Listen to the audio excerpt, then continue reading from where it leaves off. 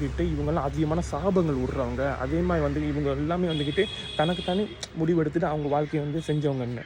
So அப்போ சாபாலாம் ரொம்ப கவலைப்பட்டாங்க. என்ன காரணம் நான் இது வந்துக்கிட்டு இது வந்து ரொம்ப ரியாலிட்டி இன்றைக்கி உள்ள காலகட்டத்துக்கு அப்படியே கரெக்டாக நடக்குது பாருங்கள். அல்லாஹ் அக்பர். என்னன்னா இன்றைக்கி வந்து நம்ம நியூஸ்லேயும் பார்க்குறோம் எக்ஸட்ரா இன்றைக்கி வந்து அவங்கவுங்களே அவங்கவுங்க முடிவை தன்னாலே எடுத்துக்கிறாங்க. ஆனால் எனக்குமே அவங்களுக்கு பின்னாடி வந்துக்கிட்டு இல்லை அவங்க முன்னாடி வந்துக்கிட்டு பெற்றவங்க இருக்கிறன்றதை மறந்துடுறாங்க. என்ன காரணம்னா பெற்றவங்க அவங்கள நம்பி தான் வேலைக்கு அனுப்புகிறாங்க. பெற்றவங்க அவங்கள நம்பி தான் படிக்க அனுப்புகிறாங்க. என்ன காரணம் நீங்கள் 4 விஷயம் கற்றுக்கணும். துனியாலையும் சரி மாஷர்லையும் சரி இன்ஷால்லாம் வந்துக்கிட்டு நல்லது கிட்டதெல்லாம் நீங்கள் தெரிஞ்சுக்கணும். ஆனால் இன்றைக்குள்ள காலகட்டத்தில் என்ன ஆயிடுச்சுன்னா 4 எழுத்து நம்ம கற்றுக்கிட்டதுக்கப்புறமே நம்ம பெற்றவங்களை மறந்துடுறோம். இது நான் சொல்கிறது எல்லாம் பெண்களுக்கு இன்றைக்கி நடக்கிற காலகட்டத்தோட இஷ்யூ.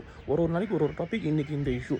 ஸோ அதனால் எனக்குமே நம்ம ஒரு முடிவு எடுக்கிற மாதிரி மோஸ்ட்லி ஓப்பனாக சொல்லணும்னா எக்ஸாம்பிள் வந்து இந்த லவ் எக்ஸட்ரா அவங்களே ஒரு முடிவு எடுத்துக்கிட்டு நாளைக்கு வந்து பெற்றவங்க வந்து தனக்குடி வச்சிடுறாங்க.